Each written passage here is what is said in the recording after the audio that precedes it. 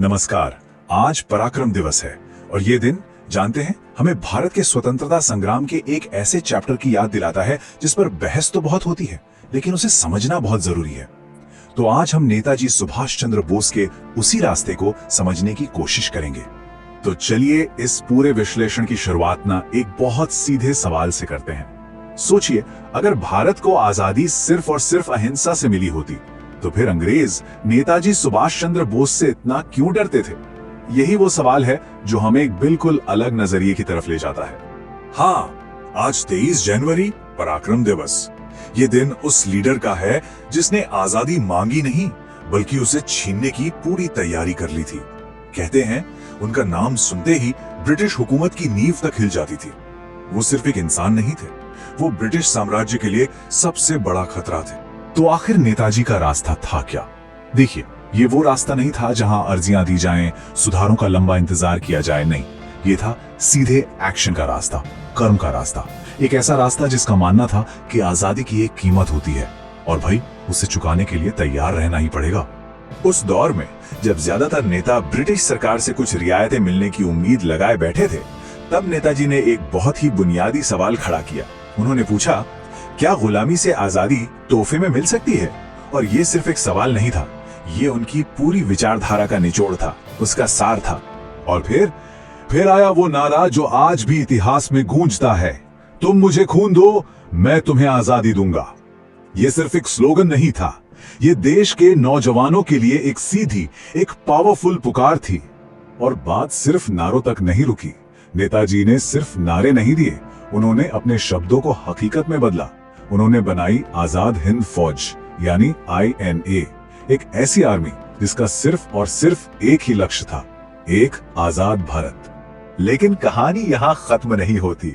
नेताजी का संघर्ष सिर्फ भारत की जमीन तक ही सीमित नहीं था, उनकी सबसे बड़ी स्ट्रैटेजी में से एक थी और इस पर अक्सर कम ध्यान दिया जाता है, भारत की आजादी की लड़ाई को एक इंटरनेशनल स्टेज पर ले जाना। सोचिए, उन्होंने जर्मनी, जापान, सिंगापुर, बर्मा इन जैसे देशों की कितनी जोखिम भरी यात्राएं की और उनका मकसद सिर्फ सपोर्ट जुटाना नहीं था। नहीं, वर्ल्ड वॉर 2 का माहौल था और वो दुश्मन का दुश्मन दोस्त होता है वाली पॉलिसी पर चलते हुए पावरफुल गठबंधन बनाना चाहते थे। और पूरी दुनिया के लिए उनका मैसेज बिल्कुल क्लियर था कि हाँ, भारत गुलाम है लेकिन भारत कमजोर नहीं है। उन्होंने दुनिया को यह दिखाया कि हम भारतीय अपनी आजादी के लिए लड़ने को तैयार भी हैं और काबिल भी। तो इसका असर क्या हुआ? असर बहुत गहरा पड़ा। INA के असर से और नेताजी की पुकार से ब्रिटिश इंडियन आर्मी, जो कि अंग्रेजी हुकूमत का सबसे बड़ा पिलर थी, उसकी लॉयल्टी डगमगाने लगी। और ये ब्रिटिश राज के लिए एक बहुत बहुत बड़ा झटका था। और इस बात का सबसे बड़ा सबूत जानते हैं कहां से आता है? किसी भारतीय इतिहासकार की किताब से नहीं, बल्कि खुद ब्रिटेन के उस वक्त के प्राइम मिनिस्टर क्लेमेंट एटली के मुंह से। उन्होंने बाद में एकदम साफ साफ माना कि नेताजी और INA की एक्टिविटीज ने ही उनके भारत छोड़ने के फैसले में एक डिसाइसिव, एक निर्णायक रोल निभाया था। अब ये सब जानने के बाद एक सवाल तो मन में उठता है, एक ऐसा सवाल जो सीधे सीधे इतिहास की हमारी समझ को चैलेंज करता है। ये सवाल है उनकी ऐतिहासिक विरासत का, एक ऐसी विरासत जो शायद इतिहास का एक अनलिखा चैप्टर बनकर रह गई है। सवाल यह है कि अगर नेताजी का असर इतना डिसाइसिव था, तो फिर हमारी हिस्ट्री बुक्स में उन्हें वो जगह क्यों नहीं दी गई जिसके वो हकदार थे? ये वो सवाल है जो हम सबको अपने इतिहास को दोबारा देखने पर मजबूर करता है। और शायद इसीलिए 23 जनवरी सिर्फ एक जयंती नहीं है, बल्कि इसे पराक्रम दिवस का नाम दिया गया है। ये शब्द सिर्फ एक याद नहीं है, ये आज के लिए भी एक बहुत बड़ी वैल्यू है। चलिए जरा इसके मतलब को समझते हैं। तो पराक्रम का मतलब क्या है? देखिए, इसका मतलब सिर्फ हथियार उठाना या फिजिकल स्ट्रेंथ दिखाना नहीं है।